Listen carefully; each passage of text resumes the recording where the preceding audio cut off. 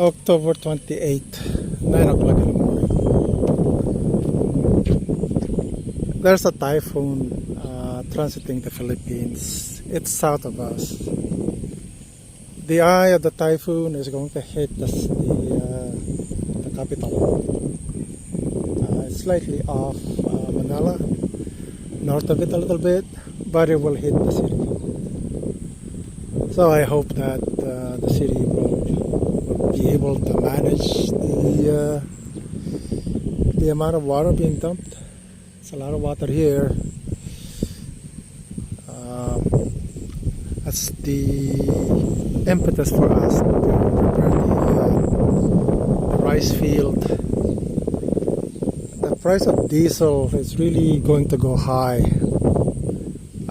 Predicting 90 peso per liter. Quite frankly, it might go up to 100. So the impetus then is to save the water before we begin to spend funds on diesel. It's really hard to manage that. So while the price of diesel is still around less than 80, it's actually creeping up to 80. Above that soon. The plan for the NIA solar pump, we got the signature we needed for Munoz. Now need to submit to Irrigators Association. Then they write a letter to NIA. I hope that ASAP. So I gathered enough signature for 50 hectares. I think once the people around here, the farmers, see the advantages, they may want to also do the same. Farmers here have an attitude, wait and see.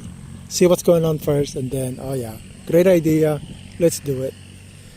And then they're all on board. It's typical human behavior. So that's the way it is. I am preparing the signatures for San Pedro. Let's see how that goes. I'm looking into this Irrigators Association. I read a little bit about their purpose. So my understanding, reading it, so NIA was created 1963, 64, and then revised 1974 by Mr. Marcos. The NIA is actually an administrator. They don't do a lot of things. When it comes to, when I say do a lot of things, I mean they don't do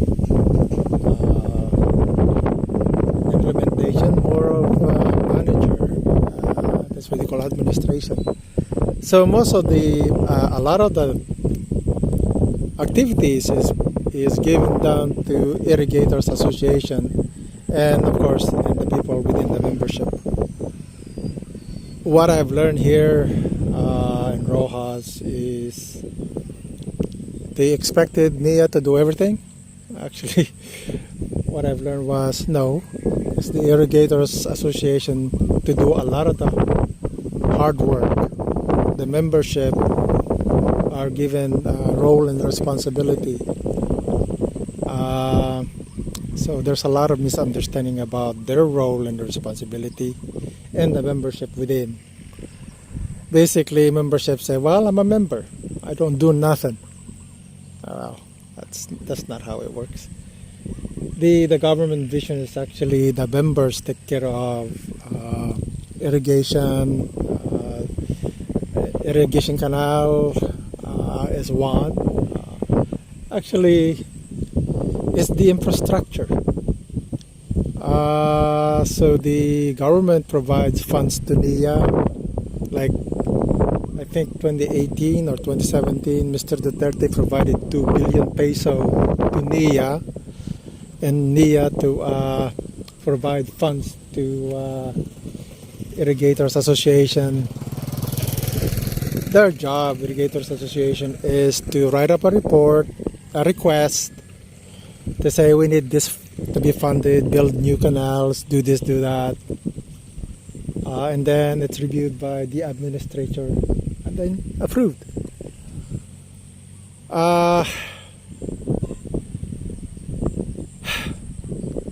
There is a challenge.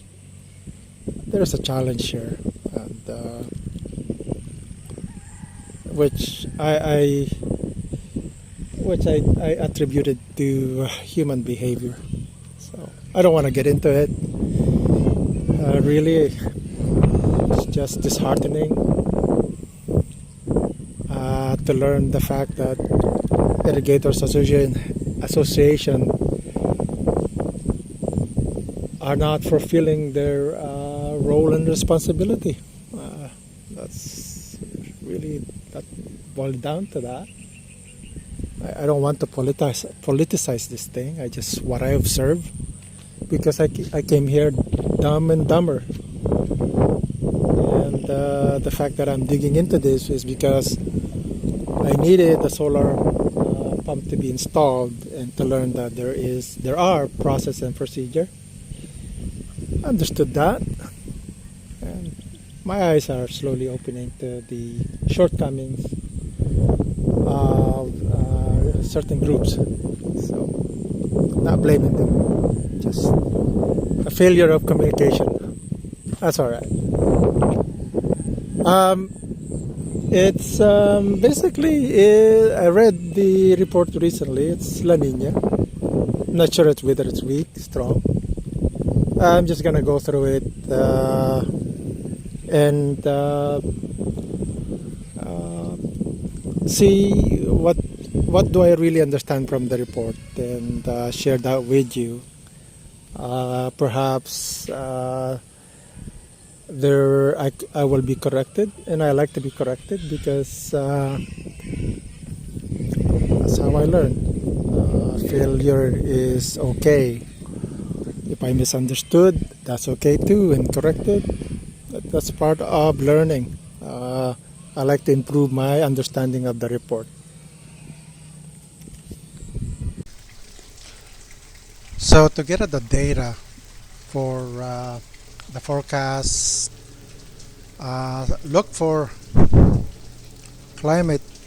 search for climate outlook. Pagasa.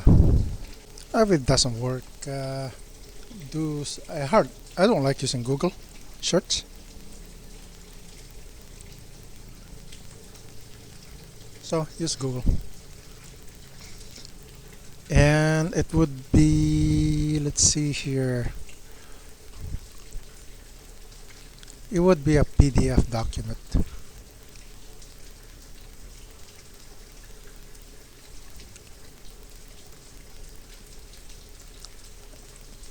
This is the one. I'm using an old computer. It's almost 20 years old. It's slow. So the report is actually released first week of October. There's actually a release starting May or April, and then every month is updated. So this data, unless you save it, this actually will be updated and you'll lose it. I really don't have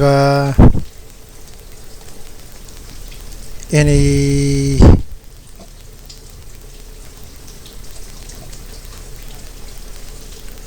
old data. I just didn't really think of saving them. So here it is. So it's La Nina, and these are the data. They actually predict what's going to happen Q3, Q4 of the latter part of the year. So this is as of October 24. So they look at this Pacific west of the South America. So what really interests me is what's going to happen. Uh, this data shows how they model the whether it's La Nina, El Nino, neutral. What's being predicted is after this La Nina, so 2022 or 2023, 2024 would be neutral. I don't know what that's gonna be. I really don't know. Right now it's 2022, 2023. So having three La Nina in a row happens 1973 to 76, 98 to 2001, 2020 to 2021, last episode. But so this data shows when it happens three La Nina in a row. So it's a rare event. So this gauge say La Nina. So it doesn't really tell me whether it's going to be weak. But the way it's behaving is almost like moderate to strong. So here they're saying transition to ENSO neutral. Once La Nina is finished, it goes to neutral. So so next year, 2023, 2024, let's see what a neutral is. So right now, since I came here, I've basically been experiencing La Nina. So I did a 3-cycle 2019, 2020. That was really bad. And I don't know if that was neutral, but that taught me not to do 3-cycle because of the fact that you can't predict, or it's predicted late to make a good decision. So what I'm more interested in is the rainfall. So in the previous report, there was an October.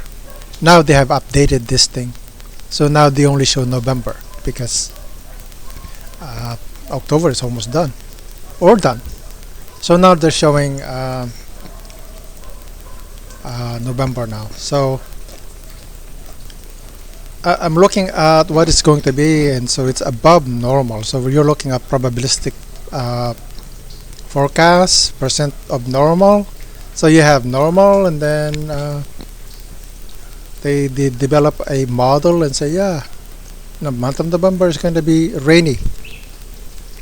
So it's above normal.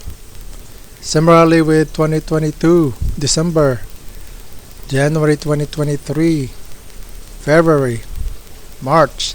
As you can see, the colors are changing from dark blue to lighter blue. So it's still above normal though, but there's less rain. And come April. It looks like April. It's still going to be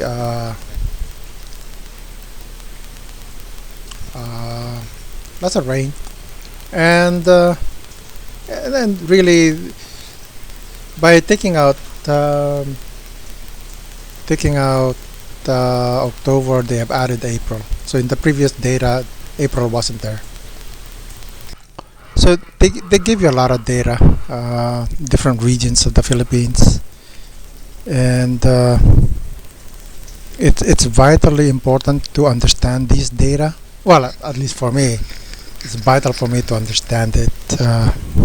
So this really is important. So here we have the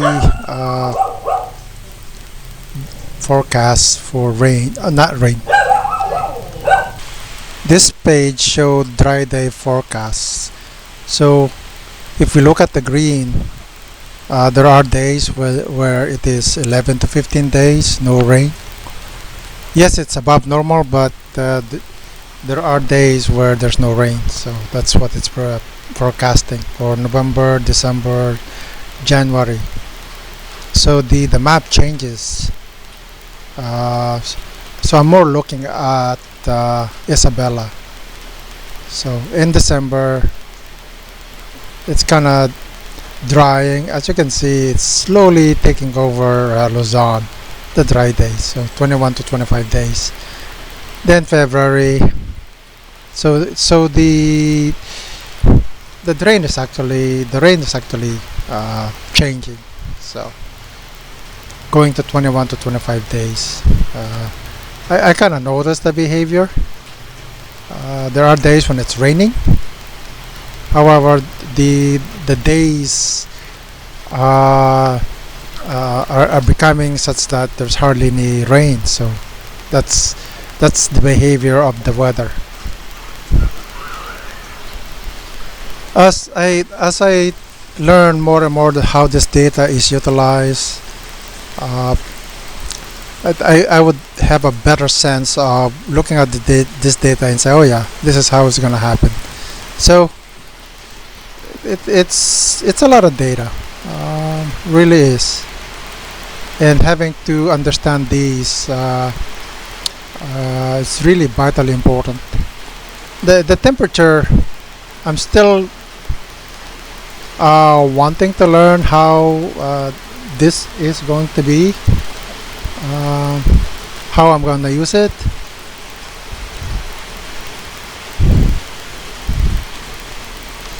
I'm still not getting it. So because going into Q4 of the year, you have to know whether it's La Nina, El Nino, neutral, and then the temperature. By understanding this, you would know, okay, what plant, rice variety to plant. So I'm not getting that yet. So if you look at northern Luzon or lowland Luzon, I mean these are hot, but what does it mean really in actual touchy-feely? I mean, right now it's really cool, and it's not 30 degrees. So I actually don't know what the temperature is like. So, but it's cool.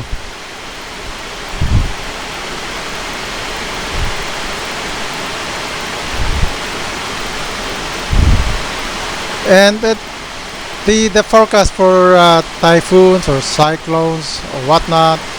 So in the previous data, here October, it's 2 to 4 typhoons. We actually have 5. 3 typhoon didn't really impact the Philippines, but the last 2, this one and the previous one, cross into northern Luzon. Now for December, it's 2 or 3. December 1 or 2, January 0 or 1, of course. In April, I haven't seen typhoon in January, February, or March, but there is one in April. So and the typhoon in April, they are generated Philippine Sea, and then they tend to go north to Taiwan or Japan. So the and summary. So generally near to or above normal rainfall, which the data is saying. High probability for above normal, which it as I haven't gathered data yet. So in the future, I'm going to install an instrument to gather actual data. January to February, above normal. March to April, above normal. So it's really is going to be a wet Q4 2022 and Q1 Q2 2023. The forecast below to above average. It's gonna be somewhat cool. because below average. So it starts with low, so you have above 0, and then so it's kind of cool.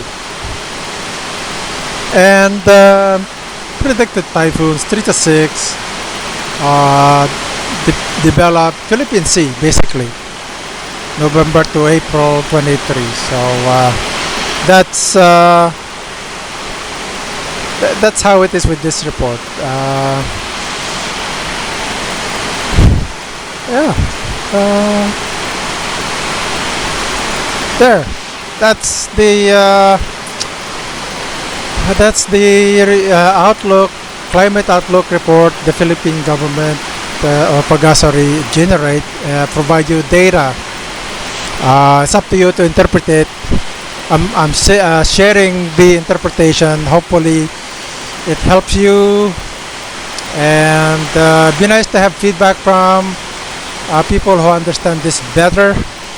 I'm learning this. I started to learn this 2020 when I faced that third cycle, and it failed miserably for me. So I asked myself, what did I miss? And that is why for me, I learned not to do third cycles. You can calculate the heck out of it and say, yeah, I could do 3 cycles. You could do it. However, your planting and harvest cycle would be out of whack. And when it's out of whack, most of your harvest will be really bad. So because there is a season for this planting rice, and you gotta be within that season. If you're out of whack with that season, good luck. It's gonna be a problem. So yeah, hope this information is helpful.